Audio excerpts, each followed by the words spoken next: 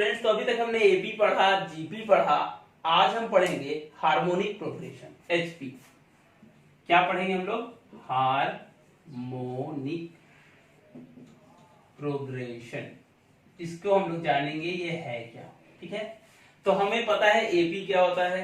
AP होता है 2, 4, 6 और 8, मतलब दिए गए सारे टर्म का कॉमन डिफरेंस सेम हो। ये हमने पढ़ा था एपी में। ठीक है, ये हमारा एपी में हो गया।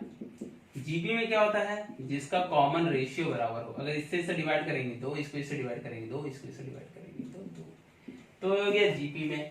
एचपी में क्या हो गया? जो चीज एपी में है उसको अगर 1/, में कर देंगे तो हो जाएगा एचपी में, मतलब 1/2, 1/4, 1/6 और 1/8, तो ये हो जाएगा हमारा एचपी में।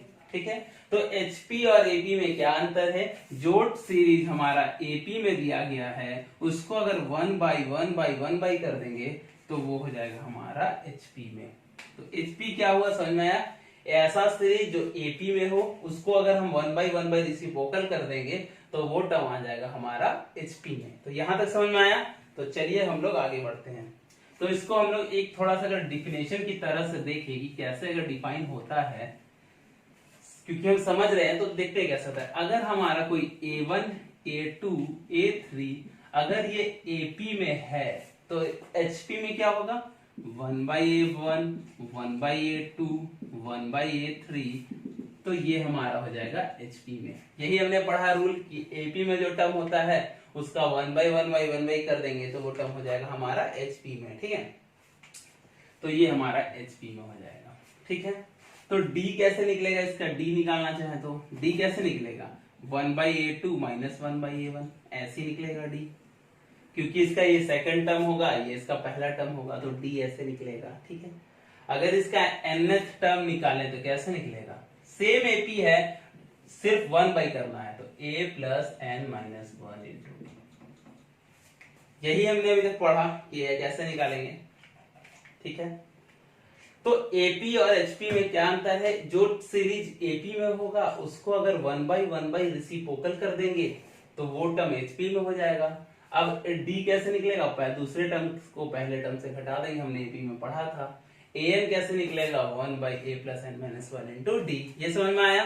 तो चलिए हम लोग आगे बढ़ते हैं और कुछ क्वेश्चंस करते हैं जिससे हमें समझ में आए कि हार्मोनिक प्रोग्रेशन है क्या। ठीक है, तो चलिए फिर आगे बढ़ते हैं और एक क्वेश्चन के साथ हम लोग स्टार्ट करते हैं। क्वेश्चन ये कह रहा है कि फर्स्ट 2 टर्म ऑफ एचपी, पहला 2 टर्म एचपी का 2/5 और 12/23 है। पहला 2 टर्म जो एचपी का वो ये है, तो इस एचपी का लार्जेस्ट टर्म बताओ, लार्जेस्ट। ठीक है, ये हमसे पूछ रहा है कि भाई तुम्हारे एचपी में 2 टर्म है, पहला 2 टर्म ये है, तो इस एचपी का लार्जेस्ट टर्म कौन सा होगा? क्या वो 5वां टर्म होगा, या वो 6ठा टर्म होगा, या वो 7वां टर्म होगा, या वो 8वां टर्म होगा? ये हमसे क्वेश्चन कहा है। क्वेश्चन क्या कहा कि पहले 2 टर्म जो एचपी के हैं वो ये और ये हैं, तो इसका लार्जेस्ट टर्म कौन सा होगा? ठीक है, तो एपी है क्या? हमने पढ़ा कि भाई a प्लस डी और a प्लस 2d ये AP में है, इसको 1/1 कर देंगे तो ये HP में हो जाएगा। ठीक है, तो ये चीज हमारा HP में हो गया। ठीक है, तो अब हमारा ये कह रहा है कि जो पहला टर्म है, मतलब ये वाला जो पहला टर्म है वो है हमारा 2/5। क्लियर है? जो दूसरा टर्म है मतलब ये वाला, वो a प्लस डी, ये हमारा है 12/23। ये है, तो अब हम इसमें से a निकाल लिए। a का वैल्यू क्या हो गया? a का वैल्यू हो गया 5/2। इस a का वैल्यू को इसमें डाल देंगे तो d का वैल्यू निकल जाएगा हमारा, कितना है d का वैल्यू? d का वैल्यू आएगा हमारा इस हिसाब से -7/12। ठीक है, कैलकुलेशन आप लोग एक बार अपने से करके देखिएगा। ठीक है, तो HP में क्या हो गया? ये a प्लस डी और a प्लस 2d हमारा AP में हो गया, सबको 1/1 कर दिए तो HP में हो गया।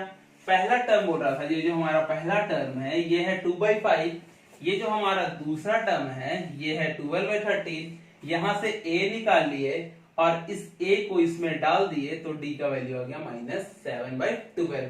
ठीक है, यहां तक क्लियर है? तो चलिए हम लोग आगे बढ़ते हैं और समझते हैं। लास्ट टर्म यहां तक हो गया क्लियर। इसको आप एक बार लिख लीजिए, फिर हम इसको मिटा रहे हैं, फिर हम लोग आगे बढ़ रहे हैं। तो अभी तक हमने क्या निकाला, हमने निकाला जो हमारा पहला टर्म था 1/a, वो हो गया हमारा 2/5, और हमारा जो d निकला वो निकला -7/12, यही निकला। तो लास्ट टर्म इसका कैसे निकलेगा, लास्ट टर्म जो nth टर्म मतलब जो लास्ट टर्म है जो एपी का, वो क्या होता है a plus n-1 into D HP का, क्योंकि ये हो गया हमारा एपी का लास्ट टर्म, उसको 1 कर दिए तो हो गया एचपी का लास्ट टर्म। तो ये कैसे निकलेगा, अगर हम डालें इसमें a का जगह डाल दें, a कितना हो गया, a हमारा 5/2 है, तो ये हो गया हमारा 5/2 प्लस n-1, और d हमारा कितना है -7/12। ठीक है, इसको अगर कोई सॉल्व करेगा, आप खुद से एक बार सॉल्व करके देखिएगा, तो आएगा 12/37 - 7 है, ये आएगा। ठीक है, हमने क्या समझा कि इसका लास्ट टर्म कैसे निकालेंगे, 1/a plus n-1 into D. a यहां से क्या निकल जाएगा हमारा, अभी हमने निकाला था पहले, a इक्वल टू निकल जाएगा 5/2। ठीक है, तो हमने a की जगह 5/2 डाल दिया, n के जगह अभी n पता नहीं है, और ये d की जगह ये, तो हमारा लास्ट टर्म आ जाएगा ये। अब हमको ये पता है कि नीचे वाला टर्म जितना कम होगा तभी इसका वैल्यू ज्यादा होगा किसी भी चीज पे। जैसे 100 है, 100 को आप 2 से डिवाइड कीजिएगा तो 50 आएगा, 100 को आप 10 से डिवाइड कीजिएगा तो 10 आएगा, और 100 को आप 100 से डिवाइड कीजिएगा तो 1 आएगा। मतलब नीचे वाला चीज जितना कम होगा उतना ही इसका वैल्यू ज्यादा निकलेगा, क्योंकि कम नंबर से इसको डिवाइड करेंगे। तो ये सबसे कम कब हो सकता है, 37 - 7 n कब हो सकता है, अगर n का वैल्यू अगर हम 6 रख देते हैं, 6, तो क्या हो जाएगा 37 - 42, मतलब माइनस में आ जाएगा 5। और एपीजीपी में माइनस में कुछ नहीं होता है, अगर पहला टर्म होगा, दूसरा टर्म होगा, तीसरा टर्म होगा, चौथा टर्म होगा, माइनस दूसरा टर्म और माइनस पांचवा टर्म तो नहीं हो सकता है। तो n का वैल्यू तो हमेशा पॉजिटिव होगा। अगर हम आपको बोलेंगे कि 5 टर्म का एपी बनाओ, तो आप 1 2 3 4 5 लिख सकते हैं। हम बोले -2 टर्म का एपी बनाओ, तो नहीं बन सकता, -2 टर्म कैसे हो सकता, तो ये तो माइनस में नहीं हो सकता। तो अगर हम 6 डाल रहे हैं तो ये माइनस में आ जा रहा है, 5 डालेंगे तो क्या आ जाएगा, 5 डालेंगे तो 35 माइनस हो जाएगा हमारा 37 माइनस हो जाएगा हमारा 35, मतलब 2। तो 5 डालने पे ये पॉजिटिव आ रहा है और ये सबसे मिनिमम है। अगर 6 डालेंगे तो माइनस आ जाएगा, 5 डालेंगे तो सबसे कम 2 आ रहा है, तो पांचवा टर्म होगा हमारा सबसे बड़ा, क्योंकि जब 5 डालेंगे तो इसके नीचे वाले का वैल्यू आ जाएगा 2, तो क्या हो जाएगा तो हो जाएगा 12/2 = 6। समझ में आया कैसे होगा, नहीं समझ में आया तो फिर से हम इसको एक बार बना दें, आप समझिए अच्छे से। और जिसको समझ में आ गया है वो वीडियो स्किप करके आगे बढ़ जाइए। ठीक है, तो हमारे पास इसमें क्या दिया था, इसमें हमें दिया था कि पहला टर्म तुम्हारा 2/5 है, ये दिया था, और हमारा दिया था कि दूसरा टर्म हमारा है, कितना दिया था, हमारा दूसरा टर्म दिया था 12/23। ठीक है, तो a का वैल्यू यहां से क्या निकल जाएगा, a का वैल्यू निकल जाएगा 5/2। क्यों, क्योंकि बस a को उलट दिए तो 5/2 आएगा। अब a का वैल्यू इसमें रखेंगे तो कितना आ जाएगा, तो d का वैल्यू आ जाएगा -7/12।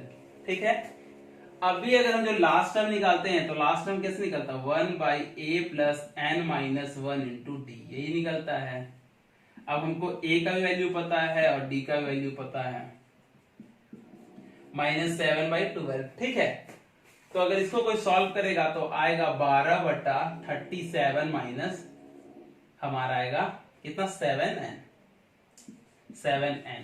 अब इसका वैल्यू मैक्सिमम होने के लिए इसका वैल्यू सबसे छोटा हो, छोटा से छोटा हो, तब इसका वैल्यू बड़ा होगा। इसका वैल्यू छोटा होना चाहिए, तो इसका वैल्यू छोटा किस पे आएगा, अगर हम n का वैल्यू 6 डाल देंगे तो ये माइनस में आ जाएगा, तो वो नहीं हो सकता। लेकिन n का वैल्यू 5 डालेंगे तो ये सबसे छोटा होगा, वो क्या होगा 2 आएगा, तो 12/2 यानी कि छठा। तो n का क्या वैल्यू रखना होगा, रखे थे हम 5, n के 5वें वैल्यू के लिए सबसे बड़ा होगा, मतलब 6 आएगा। अगर हम n का वैल्यू अगर हम यहाँ 3 रखते, सॉरी अगर हम यहाँ n का वैल्यू सपोज हम रख लेते 3, तो कितना होता है 37 में से आप 21 घटाएंगे क्या आएगा 6, और यहाँ से घटेगा तो 2, मतलब 12/26, कुछ पॉइंट में आएगा समथिंग, तो ये तो छोटा होगा। तो सबसे जो लार्जेस्ट वैल्यू कब होगा, जब इसका वैल्यू सबसे छोटा हो। तो इसका वैल्यू सबसे छोटा कब होगा, 5 पे इसका वैल्यू 2 आएगा, तो मतलब इसका जो सबसे लार्जेस्ट वैल्यू है वो है 6, और कौन सा टर्म है वो, तो 5, क्योंकि n का जगह हमने 5 रखा। तो इसका आंसर हो गया 5। 5 क्यों? क्योंकि पांचवें टर्म के लिए इसका वैल्यू सबसे बड़ा होगा और वो कितना होगा? वो होगा 6। समझ में आया? तो चलिए हम लोग अगले क्वेश्चन देखते हैं और अगला क्वेश्चन से समझते हैं कि कैसे हम लोग बनाएंगे। ठीक है, देखते हैं। अगला क्वेश्चन जो है वो ये कह रहा है कि कोई ए है, बी है और सी है। ये है एपी में, R in AP, A B C R in AP, और ये ए 1 से छोटा है, बी का मॉड 1 से छोटा है और सी का भी मॉड 1 से छोटा है। ये दिया हुआ, ठीक है। और दिया हुआ है x बराबर 1 प्लस ए स्क्वायर ऐसे करके इंफिनिटी, ये दिया हुआ, ठीक है। y बराबर दिया है 1 प्लस बी स्क्वायर ऐसे करके इंफिनिटी तक, ठीक है। और z बराबर दिया है 1 प्लस सी स्क्वायर ऐसे करके इंफिनिटी, ठीक है। तो हमसे ये पूछ रहा है कि x y z are in which, क्या वो एपी में है, क्या वो जीपी में है, या फिर वो एचपी में है, या फिर वो नन ऑफ दिस, किसी में नहीं है, ठीक है। क्वेश्चन क्या कह रहा है पहले आप समझते हैं। क्वेश्चन ये कह रहा है ए बी सी एपी में है और ए भी 1 से छोटा है, बी भी 1 से छोटा है, सी भी 1 से छोटा है, ठीक है। और x equal to 1 plus a square ऐसे करके इंफिनिटी है, y equal to 1 plus b square ऐसे करके इंफिनिटी है, और c equal to z equal to 1 plus c plus square ऐसे करके इंफिनिटी है।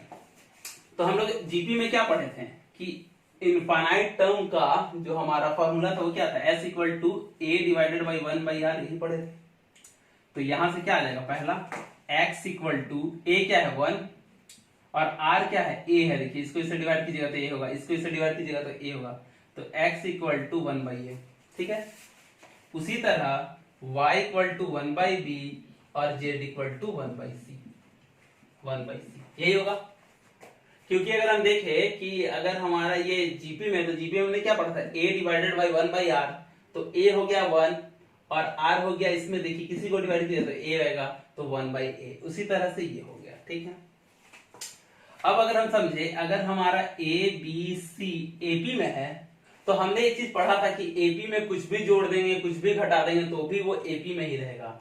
एग्जाम्पल, अगर हमारा 2, 4 और 6 AP में है और सब में एक एक जोड़ देते हैं, तो 3, 5 और 7, तब भी वो AP में ही रहेगा, ठीक है। तो अगर ये AP में है तो अगर इसको माइनस कर देंगे तो भी AP में होगा, ठीक है।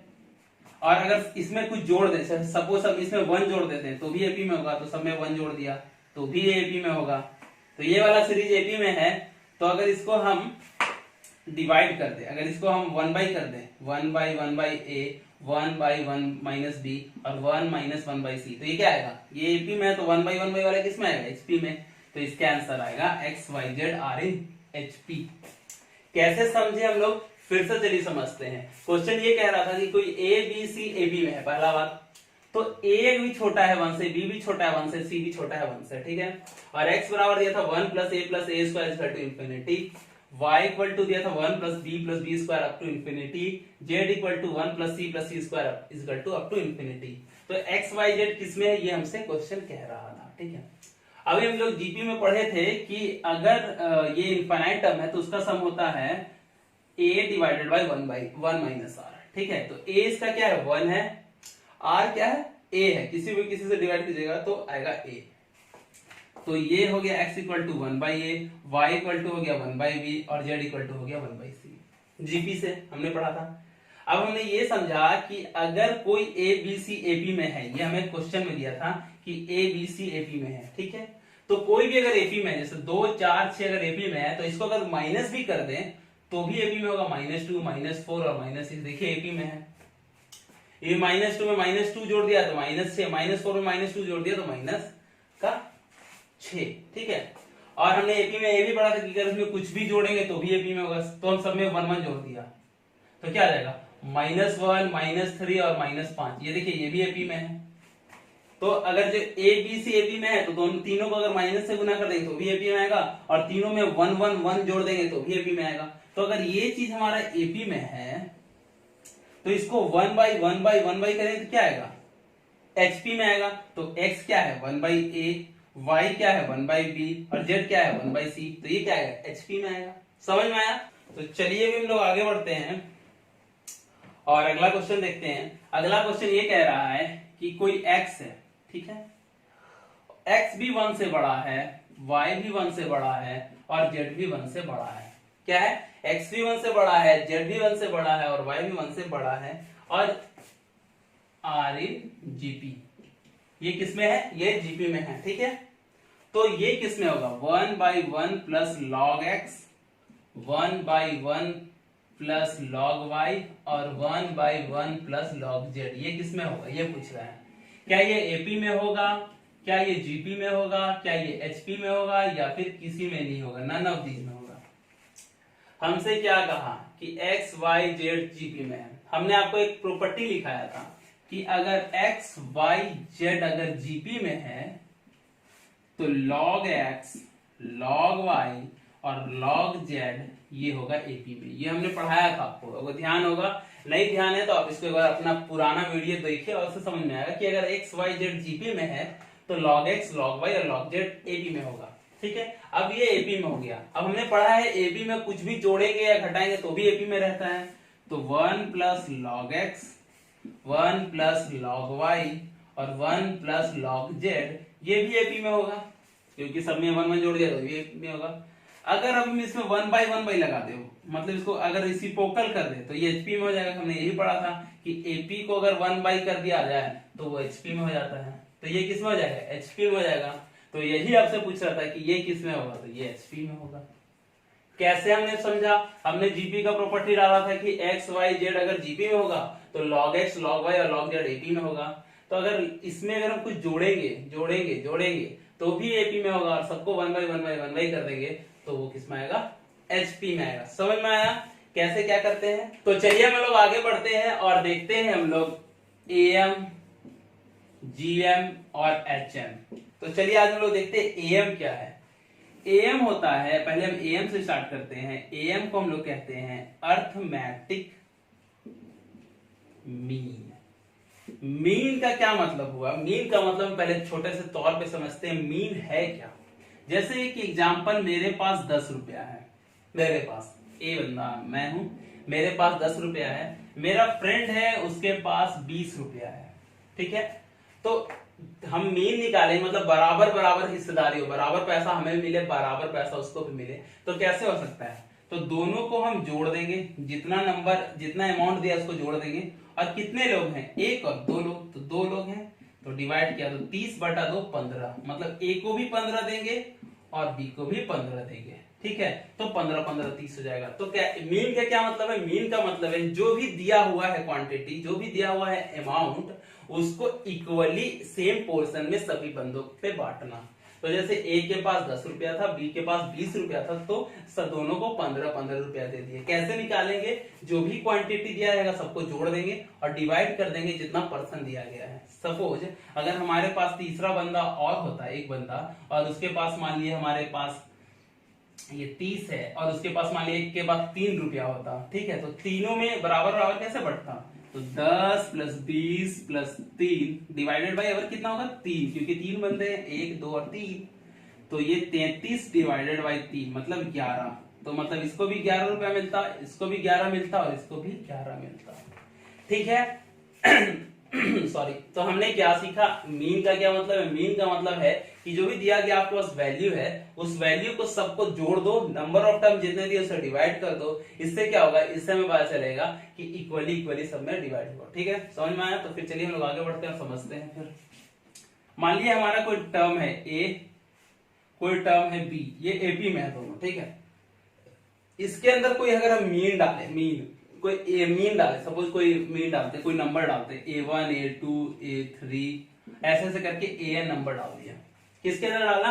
ए और बी को एपी में है, मान लिया 2 4 और 6 है, तो इन दोनों के बीच में हम कुछ नंबर डाल दिए, ठीक है।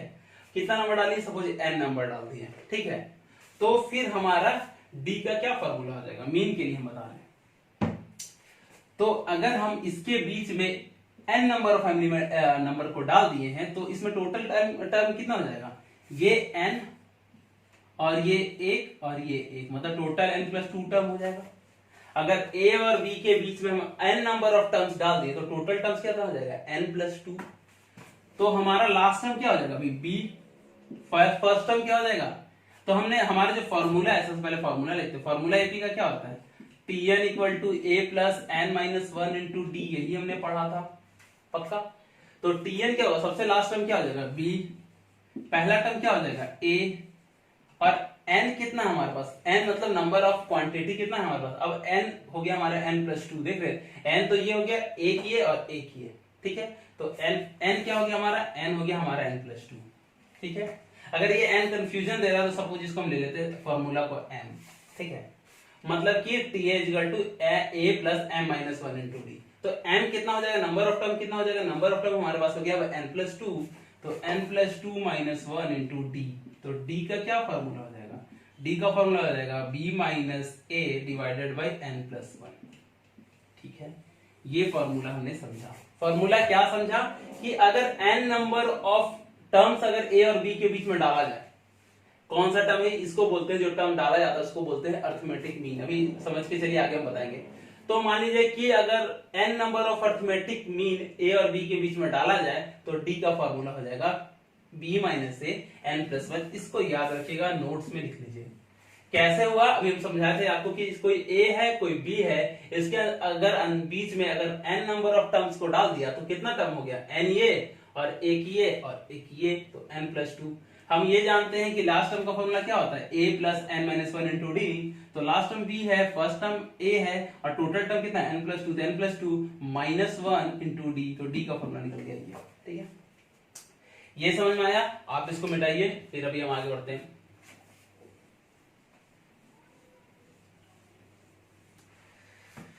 चलिए यहाँ तो समझ में आया हमें कि कैसे क्या होता है। अब एक आपसे एक फॉर्मूला और हम दिखाएंगे कि जो भी हम जो सम डाले थे टर्म, उसको अगर हम जोड़े सारे टर्म को तो उसका वैल्यू क्या होगा, इसका वैल्यू क्या होगा। यही हम डाले थे, a और b के बीच में n ap डाले थे, तो इसका टर्म क्या होगा, ये आपसे पूछा जा रहा है। तो हमने पढ़ा था कि ये कितना नंबर हम उसके अंदर डाले हैं, n नंबर डाले हैं। तो AP में हमने पढ़ा था कि भाई अगर इसका सम क्या होता है, n by 2 a plus l last term, यही होता हमने पढ़ा था कि अगर n नंबर ऑफ टर्म्स उसके अंदर डाले हैं AP के अंदर, a और b के बीच में, a और b के बीच में a1 a2 ऐसे करके an टर्म्स अगर हम डाले हैं तो इस सबको जोड़ेंगे। अगर हम सिर्फ इनको जोड़ें तो ये कितना टर्म है, n टर्म है। तो AP में n टर्म का क्या होता है formula, n by 2 first term plus last term, मतलब क्या होगा n बाई 2 फर्स्ट टर्म क्या होगा a1, लास्ट टर्म क्या हो गया an प्लस an, यही होगा। और AP में हम लोग ये भी पढ़े थे कि इस दोनों का टर्म का जो सम होगा वही होगा जो इन दोनों के टर्म के सम का होगा। मतलब यही होगा, a इधर अगर हमारा a1 है, a2 है और मान लीजिए a3 है, और यहाँ पे b है और यहाँ पे a है, तो जो इन दोनों को सम करेंगे वही इक्वल आएगा जो इन दोनों को सम करेंगे, यही हमने पढ़ा था। तो n इसको हम लिख सकते हैं a प्लस b, लिख सकते हैं, क्योंकि इसका वही आंसर आएगा जो इसका आएगा जोड़ के, और इन दोनों का वही आंसर आएगा जो यहाँ a और यहाँ b रहेगा, उन दोनों को जोड़ के। इन दोनों का सम बराबर इन दोनों का सम बराबर इन दोनों का सम, यही पढ़े थे AP में। तो हमारा फॉर्मूला क्या निकल गया, हमारा फॉर्मूला निकल गया ये कि सम ऑफ जो भी हम अरिथमेटिक मीन डाले हैं उसका सम क्या होगा, n by 2 a plus b by n by 2 into a plus b, ठीक है। तो अभी हम आपको तीन फॉर्मूला आपको बताए हैं, उसको आप थोड़ा सा ध्यान रखिएगा। पहले हमने d पढ़ा, d बराबर क्या होगा b minus a n plus 1, यही पढ़ा था, ठीक है। सम ऑफ am क्या पढ़ा, सम ऑफ जो ये है अरिथमेटिक मीन बराबर क्या पढ़ा, हमने पढ़ा n by 2 a plus b, यही पढ़ा। दूसरा फॉर्मूला, अगर हम सिंगल अरिथमेटिक मीन डालते हैं, मान लीजिए हमारा a है और ये b है, इसके बीच में सिर्फ एक ही अरिथमेटिक मीन डाले तो इसका फॉर्मूला क्या होता है, इसका फॉर्मूला होता है a plus b by 2, a plus b by 2।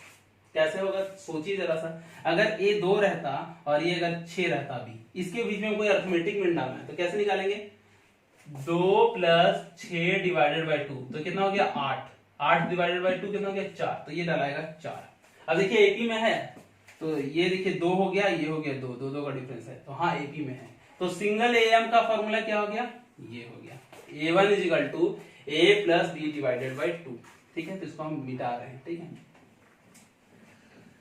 जो चीज समझ में नहीं आया उसको आप रिवाइंड करके एक बार देखिए, जरूर समझ में आएगा। तो हमने अभी तक क्या पढ़ा, डी बराबर पढ़ा B minus A N plus one, और अगर सिंगल एम हम डालते हैं तो सिंगल अर्थमेटिक मीन अगर हम डालें तो उसका फॉर्मूला होता है a plus b divided by two, बस ये याद रखना है। और सम ऑफ अर्थमेटिक मीन बराबर होता है n by two a plus b. ठीक है, इसको क्या लिख सकते हैं, देखिए ये n into a plus b divided by two लिख सकते हैं, और ये क्या है, ये सिंगल एम है, तो इसको हम ये भी लिख सकते हैं n इंटू सिंगल एम, ये भी लिख सकते हैं। तो तीन फॉर्मूला मैंने आपको बताया, तीन फॉर्मूला आपको याद रखना है, d is equal to b minus a divided by n plus one. अगर कोई नंबर a दिया है, कोई नंबर b दिया है, अगर कोई नंबर a और b दिया है, उसके अंदर n number of arithmetic mean डाले तो d का फॉर्मूला होगा b minus a divided by n plus one, हमने भी प्रूव करा।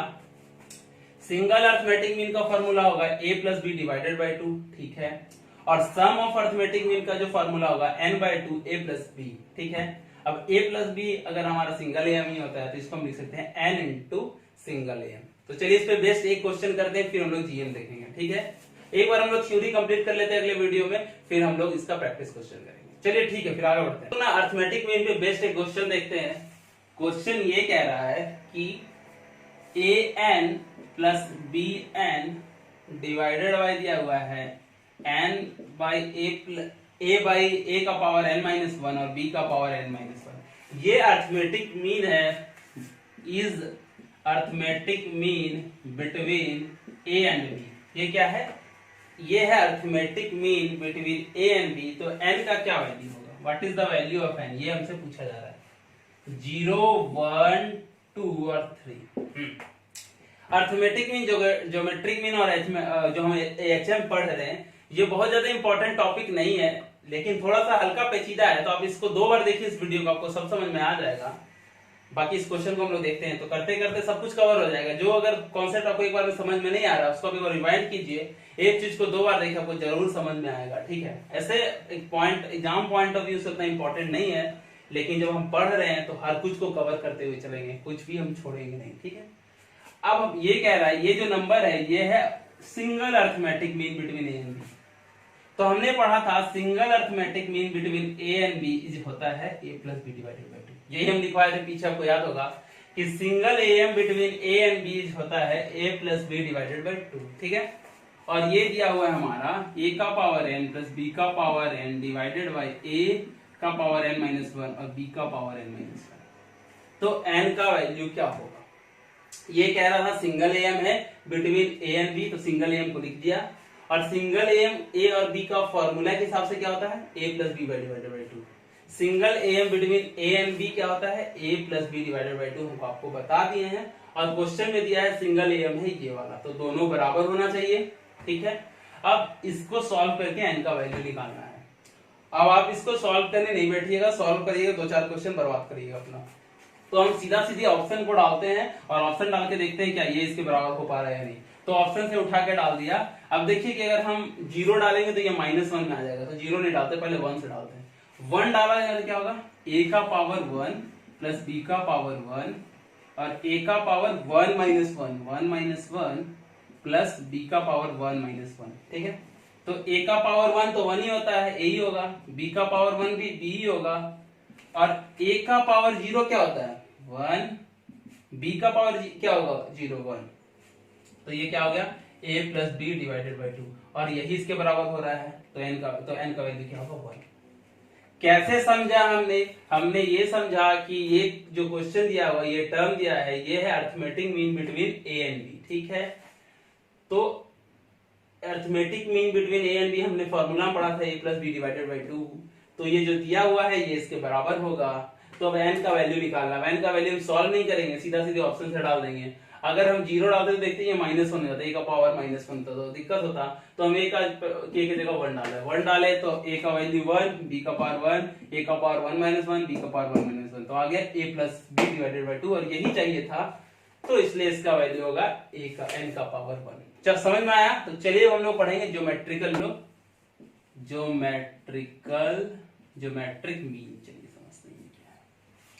अब हमें जैसे कि वहां ए और बी दिया था, कोई ए और बी अगर जीपी में है, कोई भी ए और बी जीपी में है, और इसके बीच में हम एन नंबर ऑफ जीएम डालते हैं, मतलब जी1 डाल दे, जी2 डाल दे, जी3 डाल दे, ऐसे करते करते हम इसके अंदर एन नंबर ऑफ टर्म्स डालें, n number of geometric mean डालें, किसके बीच में, कोई दो जीपी दिया था, कौन सा जीपी, ए और बी दिया था। थोड़ा सा समझ लीजिए, बस एक टाइम समझने का बात है, एग्जाम में आएगा नहीं, बस आप फॉर्मूला थोड़ा बहुत याद रखिएगा। हम लास्ट में आपको इंपॉर्टेंट फॉर्मूला ही बताएंगे, क्या इंपॉर्टेंट है, क्या याद रखना चाहिए, क्या याद नहीं रखना चाहिए, लेकिन वीडियो में बताया गया हर बात आप जरूर याद रखिए। तो ए और बी कोई जीपी में दिया हुआ है, उसके बीच में हम एन नंबर ऑफ टर्म्स डालें, क्या टर्म है, उस टर्म का नाम दिया है जीएम। जीएम कुछ नहीं है, एक इसके दोनों के बीच में हम एन नंबर ऑफ टर्म्स डाल दिए, एन नंबर ऑफ टर्म्स डाल दिए, ठीक है। तो जीपी में हमने क्या पढ़ा था कि जीपी का जो टीएन होता है लास्ट टर्म, वो क्या होता है, ए इंटू आर का पावर एन माइनस वन, यही हमने पढ़ा था। तो हमारा लास्ट टर्म क्या हो जाएगा, बी, और हमारा पहला टर्म ए ही रहेगा, और r का पावर n माइनस वन। तो जब n था तो n माइनस वन था, अभी हमारे पास कितना टर्म हो गया, ये हो गया n टर्म, और एक ये और एक ये, तो मतलब n प्लस टू टर्म, ये n टर्म तो हम अंदर डाले ही डाले, और एक ये टर्म और एक ये टर्म, जैसे कि पहले किए थे, तो n प्लस टू टर्म, तो क्या होगा, n प्लस टू टर्म और ये वाला माइनस वन, यही होगा। तो b इक्वल टू हो गया a का पावर n प्लस वन। तो यहां से अगर हम r का वैल्यू निकाले तो क्या होगा, b बाई ए का पावर हो जाएगा 1 बाई n प्लस वन। कैसे होगा, देखिए अगर a को यहाँ डिवाइड कर देते हैं पहले, तो क्या हो जाएगा, b by a equal to हो जाएगा r का पावर n प्लस वन। अब ये जब पावर यहाँ पे जाएगा तो 1 बाई में आ जाएगा दूसरी तरफ, तो हमारा जो फॉर्मूला बनेगा वो बनेगा ये वाला। तो हमने क्या समझा कि कोई ए और बी कोई जीपी में है, उसके बीच में एन टर्म्स अगर हम डाल दें, तो अगर हम लास्ट टर्म का फॉर्मूला जानते हैं a इंटू आर का पावर एन माइनस वन, तो लास्ट टर्म b है, पहला टर्म a है, और हमारे पास टर्म कितना हो गया, n प्लस टू। कैसे, क्योंकि n तो हम अंदर डाले ही डाले थे, और एक ही और एक ही, तो n प्लस टू, तो n plus two minus one. तो हमारे पास आ गया b equal to a into r का पावर n प्लस वन, तो ये हो जाएगा b बाई ए को यहाँ डिवाइड कर दिए, तो r का पावर n प्लस वन, तो r का वैल्यू आ गया ये। बस इसको भी याद रखेंगे, तो पॉइंट टू रिमेंबर हम यहाँ पे लिखते हैं, तो r का वैल्यू होगा b का पावर n प्लस वन, ठीक है, जैसे कि हम लोग वहां d निकाले थे। चलिए हम लोग आगे बढ़ते हैं। एक फॉर्मूला और याद रखिए कि अगर हम सिंगल ज्योमेट्रिकल मीन निकालेंगे, जैसे कि सिंगल एपी का फॉर्मूला क्या निकाले थे, a plus b divided by two, तो सिंगल जीपी का फॉर्मूला होता है, जीएम का फॉर्मूला होता है रूट अंडर ए बी, याद रखिए। तो सिंगल जीएम का क्या होगा फॉर्मूला, सिंगल जीएम का फॉर्मूला होता है रूट अंडर ए बी, ठीक है। कैसे होगा इसको भी चलिए हम थोड़ा ड्राइव कर देते, चलिए समझाते कैसे होगा। मान लीजिए अगर हमारा पहला टर्म है 2, दूसरा टर्म है हमारा 4, ठीक है, इसको इससे डिवाइड करेंगे तो 2 आएगा। चलिए और हम रख लेते हैं, इसको रख लेते हैं 8। मान लीजिए दो टर्म जीपी में है, ठीक है, तो इसमें जो बीच वाला टर्म डाले, ऐसा टर्म डालो कि इन दोनों को डाले तो जीपी में आ जाए। तो कैसे होगा, जो सिंगल जीएम कैसे होता है, सिंगल जीएम का फॉर्मूला होता है रूट अंडर ए बी, तो मतलब रूट अंडर 2 इंटू 18, तो ये हो गया 16, 16 का रूट 4, तो मतलब यहाँ लिखेंगे 4। तो अब देखिए ये जीपी में बन रहा है जीपी में। तो हमने क्या पढ़ा कि सिंगल जीएम का क्या फॉर्मूला होगा, root under a b, r का क्या फॉर्मूला होगा, b by a 1 by n plus one, ये हमने पढ़ा सिंगल जीएम का फॉर्मूला। तो चलिए हम लोग आगे बढ़ते हैं, ठीक है, जो आपको जरूरी हम जरूर बता रहे हैं। अब इस पे भी बेस्ट एक क्वेश्चन देखेंगे और फिर हम लोग आगे बढ़ेंगे। तो इस पे बेस्ट एक क्वेश्चन, सेम क्वेश्चन दिया हुआ है कि मान लीजिए a का पावर n और b का power n divided by a का power n minus one plus b का पावर n माइनस वन, ये है जीएम में, ये सिंगल जीएम है बिटवीन a एंड b। तो n का वैल्यू निकालो, तो क्या होगा, 0 होगा, 1 होगा, 1 बाई 2 होगा, ये पूछ रहा है। तो चलिए हम निकालते हैं। तो single GM between a and b क्या होता है, रूट से, फॉर्मूला से हमको पता ये होता है ये वाला। तो इक्वल टू क्या आ जाएगा, a का पावर n b का power n divided by a का power n minus one plus b का पावर n माइनस वन, ये हो जाएगा। Single GM between a and b क्या होगा, ये वाला, और फॉर्मूला से होता है ये वाला, तो ये दोनों बराबर होना चाहिए। अभी डालते हैं कैसे बराबर होगा, ये नैनो दीजिए, मान लीजिए अभी 0 से देख रहे हैं माइनस वन आ जाएगा, तो 0 नहीं डालते हैं, 1 डाले थे तो आया था एपी में। अभी हम लोग लास्ट वाला क्वेश्चन करे थे तो हमने देखा था 1 डाल के आया था, किसमें आया था, एपी में। तो अगर हम डालते हैं 1/2, चलिए ए का पावर 1/2 प्लस बी का पावर 1/2 डिवाइडेड बाई ए, अगर यहाँ 1/2 हम डालेंगे तो 1/2 माइनस 1 प्लस बी का पावर 1/2 माइनस 1, यही आएगा, पक्का है। तो अगर इसको हम देखें तो root under a plus root under b divided by 1 by root under a plus 1 by root under b, अगर इसको हम सॉल्व करें तो ए आएगा। अगर आप इसको सॉल्व कीजिएगा तो 1 by root under a plus root under b, इसका एलसीएम क्या आएगा, रूट अंडर ए बी, ठीक है।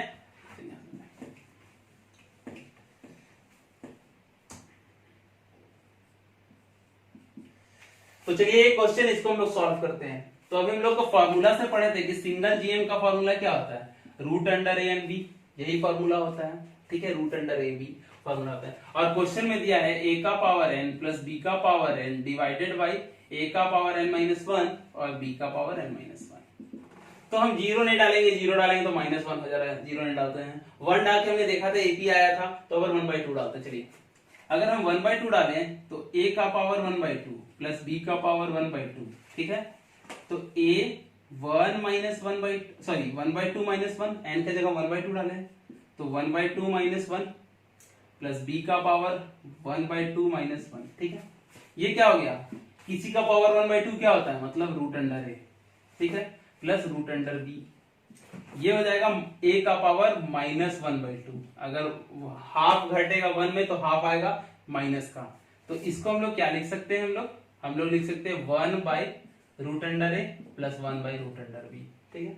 अगर आप इसको सॉल्व कीजिएगा तो ऊपर आ जाएगा 1 root under a divided in plus root under b, अगर इसका एलसीएम ले ले तो आ जाएगा root under a plus root under b divided by root under a b, यही होगा। अब ये अगर हम ये करें तो ये वाला ऊपर चला जाएगा, तो क्या जाएगा, root under a plus root under b divided by root under a plus root under b, और ये वाला चीज ऊपर चला जाएगा, मतलब रूट अंडर ए बी, ये कट जाएगा। तो आंसर क्या आ गया, रूट अंडर ए बी। तो हमारा आंसर क्या आ जाएगा, 1/2। तो हमने क्या करा कि फॉर्मूला में पता था कि ए बी होता है इसका सिंगल जीएम, और क्वेश्चन में ये दिया था एन का जगह 1/2 डाला तो ये आ गया, तो इसका आंसर आएगा 1/2। समझ में आया। तो अभी हम एक छोटा सा चीज आपको कराते हैं, मतलब एक छोटा चीज और याद करने लायक है, याद रखने लायक है, उसको याद रख लीजिए। छोटा सा कॉन्सेप्ट है, उसको आप याद रख लीजिए, ठीक है।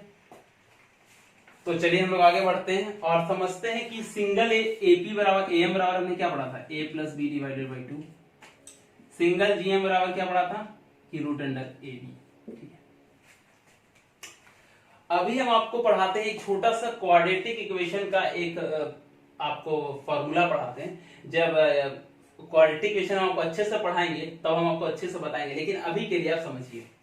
तो जैसा कि अगर हम लें x² माइनस 6x और प्लस 8, तो इसका रूट क्या होगा। अगर जो इसका रूट नहीं निकाल पा रहा है वो छठा सातवां का बुक देखो, हम पहले ही आपको बताएं।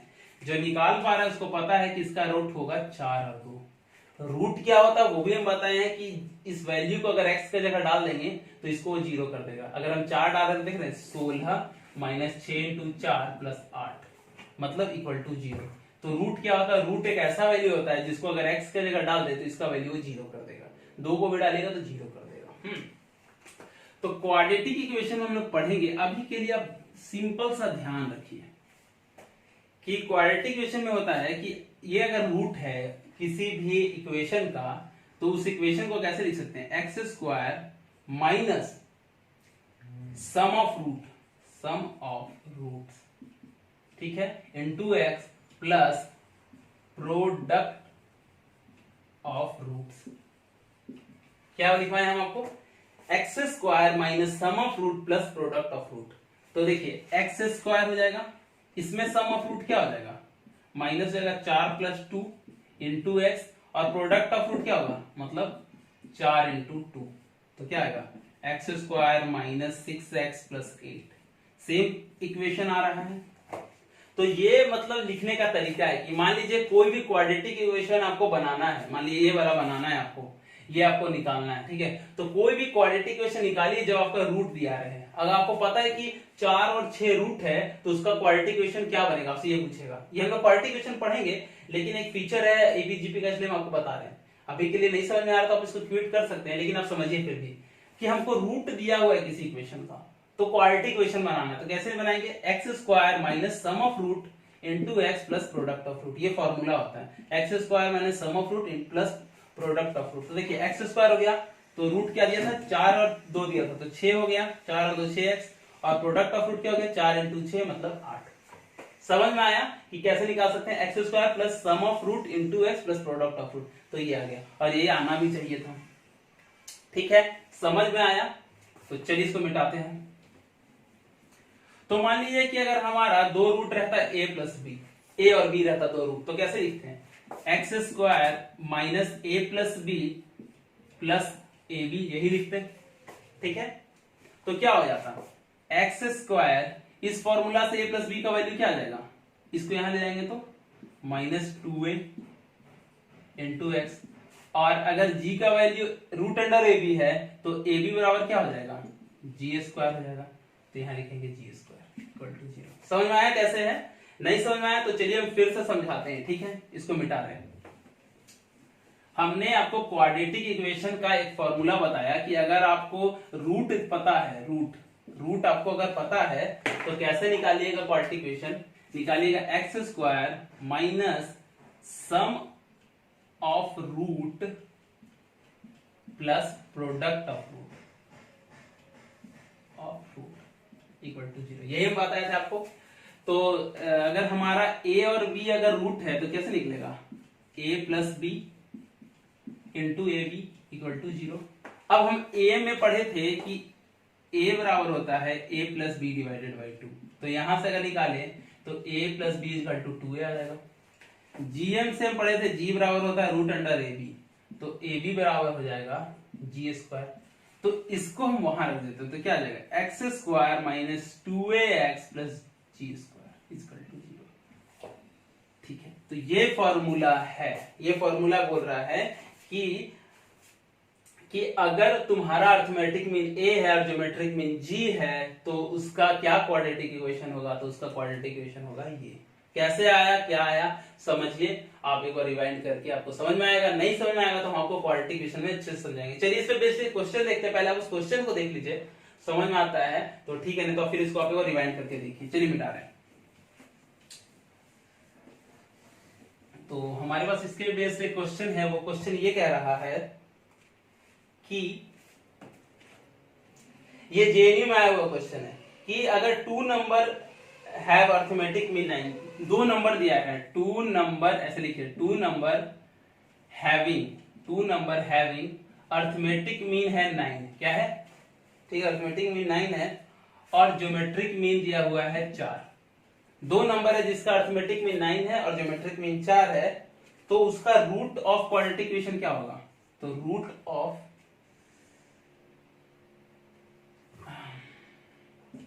ठीक है, हमसे दिया गया कि 2 नंबर जिसका अर्थमेटिक मीन 9 है और ज्योमेट्रिक मीन 4 है, तो पूछ रहा है देन दीज नंबर, जो ये 2 नंबर है, these number are the root of which quadratic equation. ये हम लोग क्वाड्रेटिक इक्वेशन में अच्छे से पढ़ेंगे इसी सब चीजों को, लेकिन अभी के लिए आप समझिए। पूछा है x square minus 18x plus 16 equal to 0, पहला।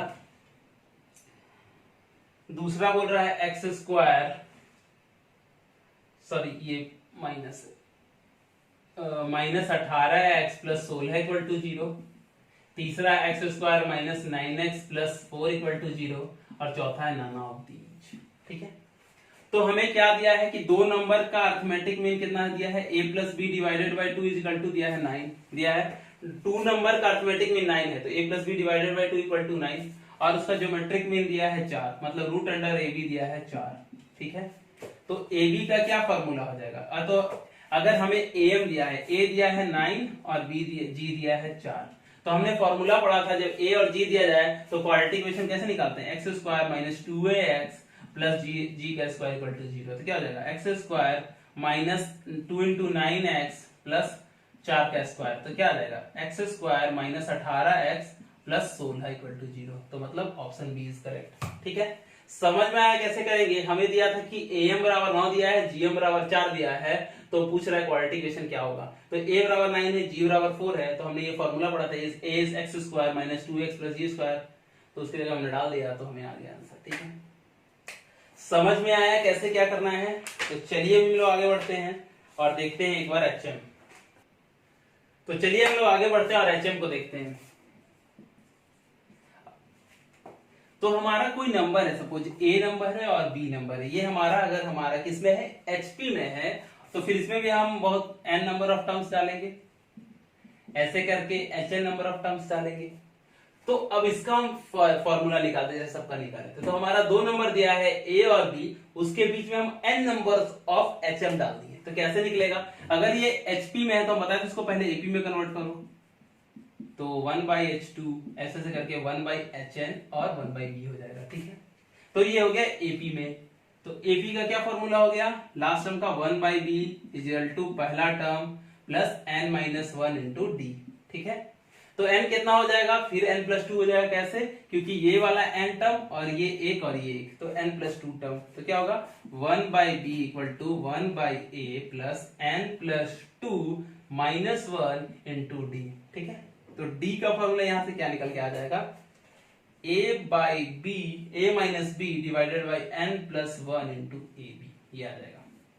याद रखने का बिल्कुल भी जरूरत नहीं है, ये HM कभी नहीं आएगा, लेकिन आप फिर भी एक बार ध्यान रखिए कैसे होगा कि A और B है, इसके बीच में अगर n नंबर HM डाल देंगे तो इसको पहले AP में कन्वर्ट कर दिए तो ये आएगा।